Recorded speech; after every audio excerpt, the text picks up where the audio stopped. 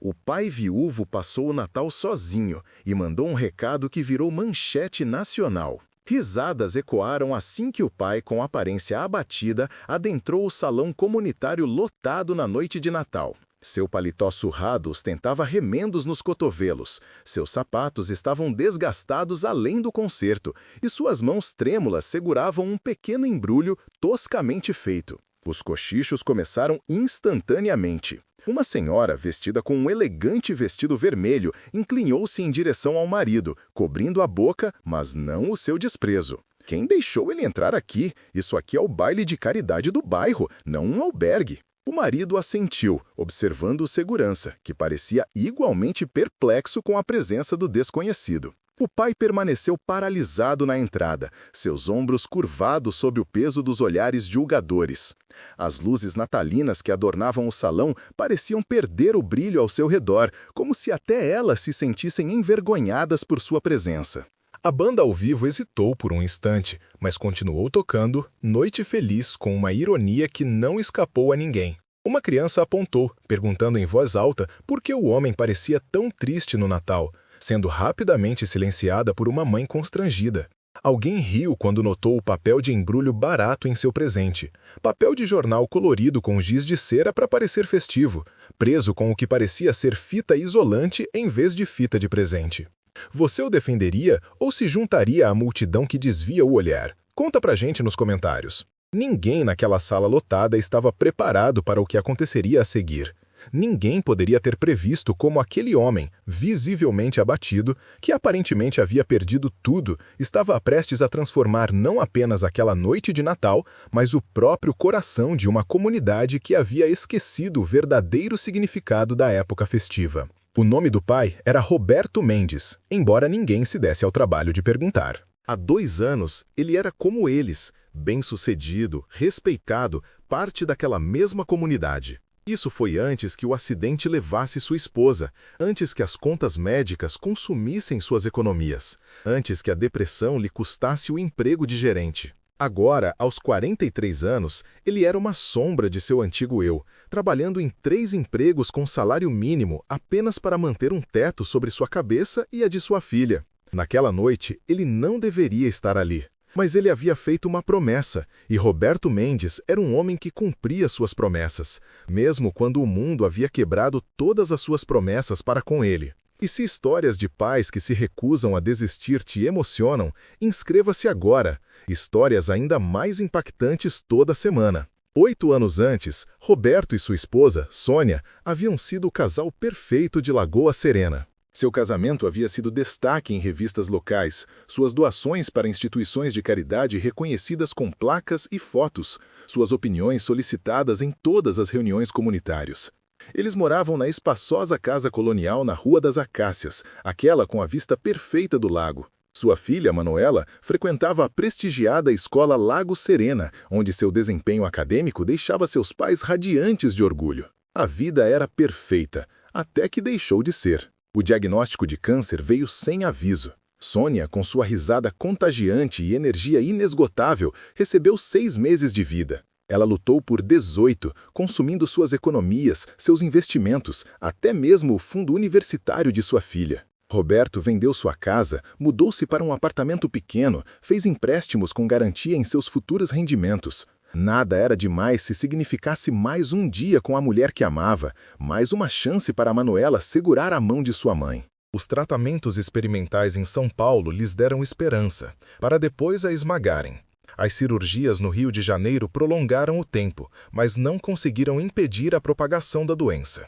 No final, Roberto havia hipotecado sua alma em dívidas médicas, mas teria dado mais se pudesse. Os últimos dias de Sônia foram passados em cuidados paliativos, seu rosto, antes belo, consumido pela dor e pela medicação. Em sua última noite lúcida, ela fez Roberto prometer algo. No próximo Natal, ela sussurrou, sua voz mal audível, leve o presente para Madalena.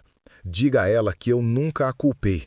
Diga a ela que eu entendo agora. Roberto assentiu, sem entender completamente, apenas querendo facilitar sua partida. Sônia morreu na manhã seguinte, sua mão na dele, enquanto Manuela, com 16 anos, soluçava baixinho no canto do quarto esterilizado.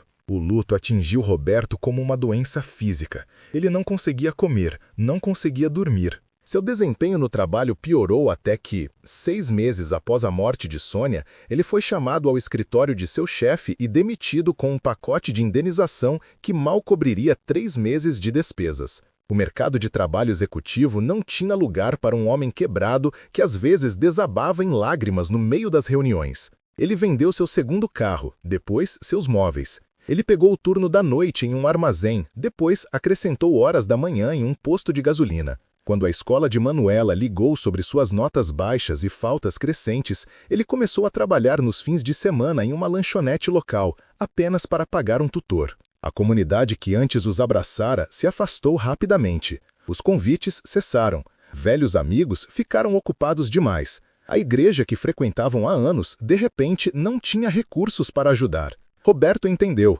A dor deixa as pessoas desconfortáveis. O sofrimento os lembra de sua própria vulnerabilidade. É mais fácil desviar o olhar, fingir que não poderia acontecer com eles. O Natal se aproximava com um pavor que Roberto nunca havia sentido antes. Manuela, agora com 18 anos, havia se retraído, passando mais tempo com um novo namorado que Roberto ainda não conhecia. Ela anunciou durante um jantar escasso que passaria a noite de Natal com a família do Ricardo, porque eles realmente têm uma árvore de Natal de verdade, presentes e comida que não vem de uma caixa. As palavras doeram, mas Roberto assentiu.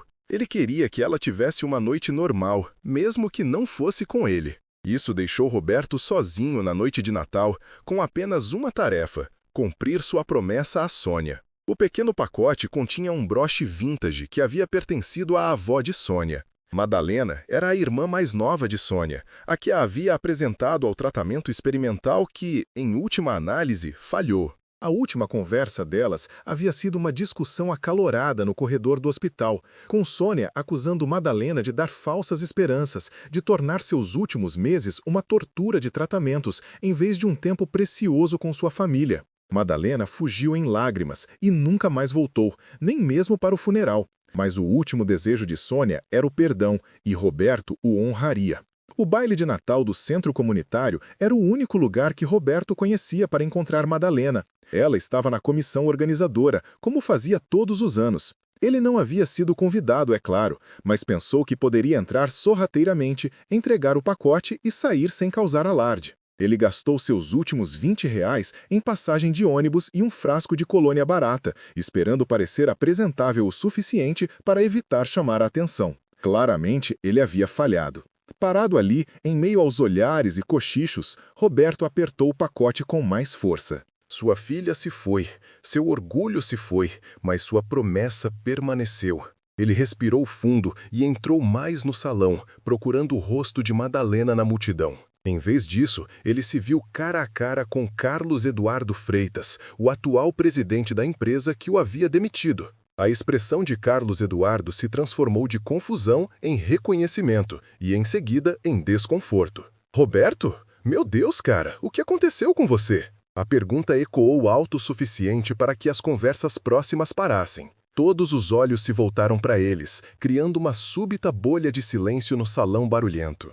Roberto abriu a boca, mas nenhuma palavra saiu. Como resumir uma vida desmoronada? Como explicar que você é apenas um homem tentando cumprir uma promessa, tentando honrar a mulher que amava, tentando se agarrar ao último resquício de dignidade que possui? O silêncio se estendeu desconfortavelmente. Então, uma voz cortou o silêncio, aguda, defensiva, familiar. Pai, o que você está fazendo aqui?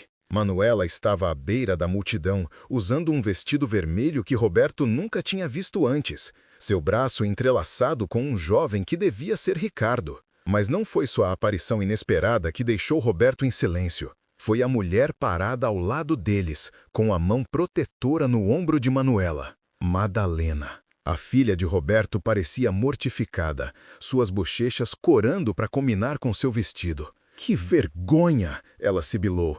Eu te disse para ficar em casa. Eu te disse que eu estava com a família do Ricardo. Eu precisava encontrar a Madalena. Roberto gaguejou, estendendo o pequeno pacote como uma explicação. Sua mãe me pediu para... Você está causando um escândalo, Manuela interrompeu, olhando ao redor para a multidão que os encarava. Assim como você fez na minha formatura, assim como você faz em todo lugar. Você não consegue ver que ninguém te quer aqui? A crueldade em sua voz era nova, nascida do constrangimento adolescente e da necessidade desesperada de se distanciar do fracasso de seu pai. Roberto havia visto isso chegando há meses, mas ouvi-lo em público, na noite de Natal, quebrou algo dentro dele que, de alguma forma, havia permanecido intacto apesar de tudo. Ele olhou para sua filha, a filha de Sônia, e algo mudou dentro dele. O pacote em sua mão, de repente, pareceu mais pesado do que toda a dor que ele carregara por 2 anos. Naquele momento, parado em meio a estranhos que os tinham pena ou o desprezavam, encarando uma filha que se envergonhava dele, Roberto Mendes tomou uma decisão. Você teria ido embora com sua dignidade ou teria ficado para lutar por sua filha? Conta pra gente nos comentários. Sinto muito por interromper a noite de vocês, Roberto disse, sua voz surpreendentemente firme. Mas eu fiz uma promessa para minha esposa antes que ela morresse. E ao contrário das promessas que esta comunidade fez a ela quando estava doente, promessas de apoio, de compaixão, de não nos esquecerem depois que ela se fosse, eu pretendo cumprir a minha. A sala ficou completamente silenciosa. Até a banda parou de tocar. Manuela, ele continuou, olhando diretamente para sua filha. Sua mãe te amava mais do que qualquer coisa neste mundo. Ela lutou para permanecer viva por 18 meses a mais do que os médicos disseram que era possível, só para ter mais tempo com você. Ela suportou dores que você não pode imaginar, tratamentos que devastaram seu corpo, tudo enquanto escrevia cartas para seus futuros aniversários, formaturas, dia do casamento, cartas que eu guardei para você. A expressão desafiadora de Manuela vacilou ligeiramente, seu lábio inferior tremendo. Madalena, Roberto se virou para sua cunhada. Sônia me pediu para te dar isto. Ela queria que você soubesse que nunca a culpou por sugerir o tratamento experimental. Ela entendeu que você estava tentando salvá-la, assim como todos nós estávamos. Ele estendeu o pacote em direção a ela. Ela também queria que eu te dissesse algo. Em sua última noite, ela disse: diga a Madalena que eu entendo agora. Diga a ela que o amor nunca é um erro, mesmo quando dói. A mão de Madalena voou para sua boca, lágrimas imediatamente escorrendo por suas bochechas.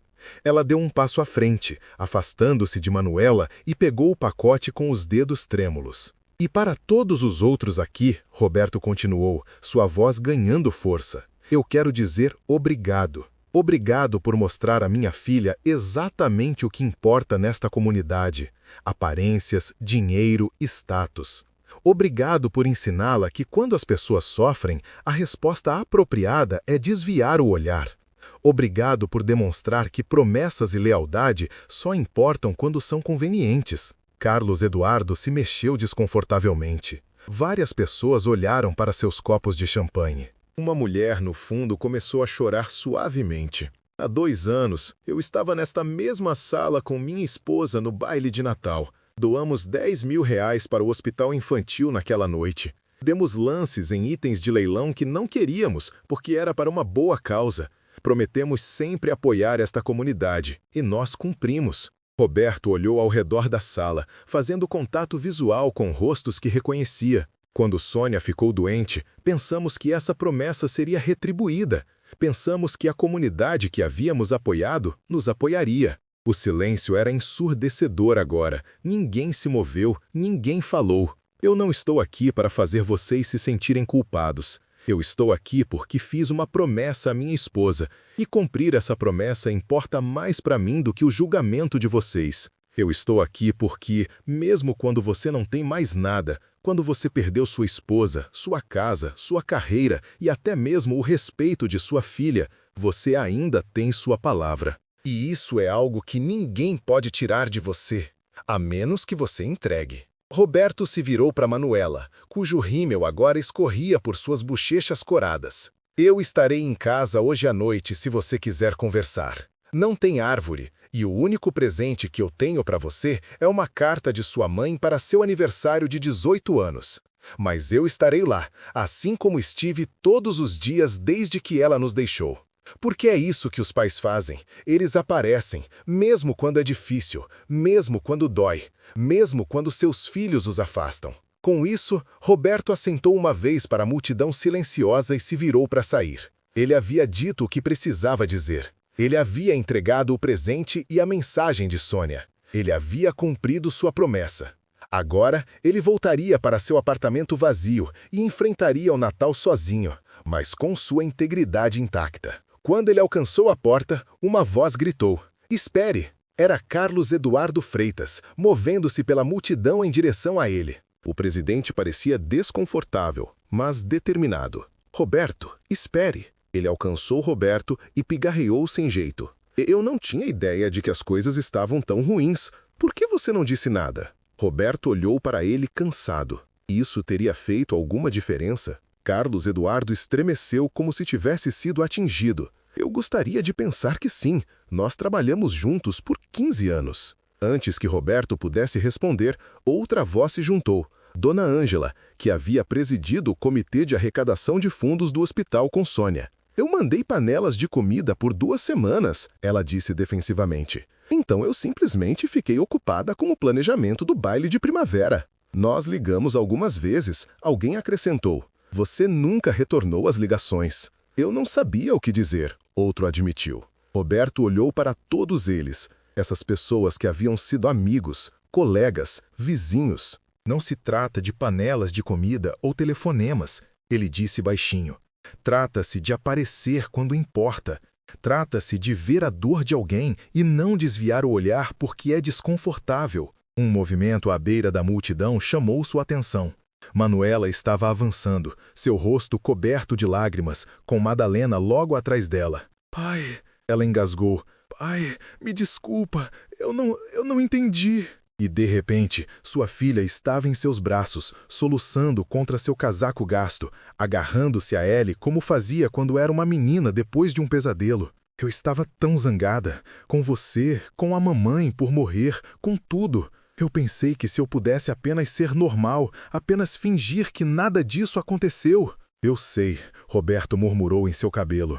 "Eu sei, querida." Madalena havia aberto o pequeno pacote e estava olhando para o broche, lágrimas escorrendo pelo seu rosto. "Ela usou isto no dia em que se casou com você", ela disse a Roberto. Ela disse que a fazia sentir como se a vovó estivesse lá. Ela olhou para ele, seus olhos cheios de remorso. "Eu deveria ter estado lá. No final, no funeral. Depois, eu fui uma covarde. Você está aqui agora", Roberto disse simplesmente. Algo mudou na sala então, como uma inspiração coletiva. Carlos Eduardo deu um passo. Roberto virou manchete com um recado de Natal que mudou a mentalidade da comunidade e promoveu o apoio ao canal com o seu "valeu demais". Carlos respirou fundo, a confiança de homem de negócios ressurgindo. "Roberto, gostaria de te oferecer seu emprego de volta. Tem sido difícil preencher sua vaga adequadamente e..." "Não precisa", Roberto interrompeu. "Não quero esmola. Não é esmola. É consertar um erro." Carlos olhou ao redor do salão. "Acho que todos cometemos erros aqui." Dona Sônia, a corretora, se aproximou em seguida. "Emma, tem uma vaga de assistente meio período no meu escritório. Pago acima de um salário mínimo e dá para conciliar com a faculdade. Se te interessar." Jair, que pairava indeciso à margem, finalmente se aproximou. "Seu Mercer, desculpa não termos nos conhecido antes. Emma não me contou tudo." Estendeu a mão. "Meus pais ficariam honrados se o senhor e sua filha jantassem conosco na ceia de Natal amanhã. Os dois." Um a um, o pessoal se manifestou. Um vizinho se ofereceu para ajudar Roberto a achar um apartamento melhor na antiga vizinhança. Uma ex-colega mencionou um grupo de apoio para viúvos que tinha ajudado o irmão dela. Madalena, ainda segurando o broche, prometeu ajudar Emma a se inscrever em bolsas de estudo para repor a grana da faculdade que se foi durante a doença de Sara. A banda recomeçou a tocar, baixinho no começo, depois com mais pegada. Alguém enfiou um copo de champanhe na mão de Roberto, outro colocou um prato de salgadinhos. O falatório e a risada voltaram, mas alguma coisa tinha mudado. O clima estava mais leve, mais verdadeiro. Mais tarde, naquela noite, quando Roberto e Emma saíram juntos do centro comunitário, começou a nevar, cobrindo os ombros deles com flocos delicados. Emma pegou na mão dele, como fazia quando era criancinha. "Pai", ela disse baixinho, "que saudade da mãe." "Eu também, filha. Todo santo dia." "Você acha que..." Ela hesitou. "Você acha que ela ia estar orgulhosa da gente, mesmo depois de tudo?" Roberto olhou para a neve caindo, lembrando de como Sara sempre amou a primeira neve do inverno. Como ela ficava lá fora, de cara para o céu, pegando os floquinhos na língua que nem criança. Ele quase sentiu a presença dela ali do lado, a mão dela junto com a dele. Ela ia estar orgulhosa dessa noite, ele disse finalmente. Ela sempre dizia que coragem de verdade não é sobre nunca cair, é sobre levantar de novo, quantas vezes precisar. Emma apertou a mão dele. "Quero ler as cartas dela, todas, mesmo que doa." "Vai doer", Roberto admitiu, "mas ela queria que você lesse. Ela queria que você soubesse o quanto ela te amava, mesmo quando não pudesse estar aqui." Enquanto caminhavam para o ponto de ônibus, vários carros diminuíram a velocidade e ofereceram carona. Roberto recusou educadamente. Naquela noite, ele queria esse tempo com a filha, andando na neve, começando a curar a treta entre eles. Ia ter tempo para aceitar ajuda amanhã. Aquela noite era para lembrar do que mais importava. Do outro lado da cidade, as emissoras de notícias locais já estavam repercutindo a história. Uma produtora que tinha estado na festa chamou de "a mensagem de Natal que mudou o Morro Azul." De manhã, as palavras de Roberto estariam nas manchetes, a dignidade discreta e a lealdade inabalável dele virando um símbolo do que a época de festas devia representar de verdade.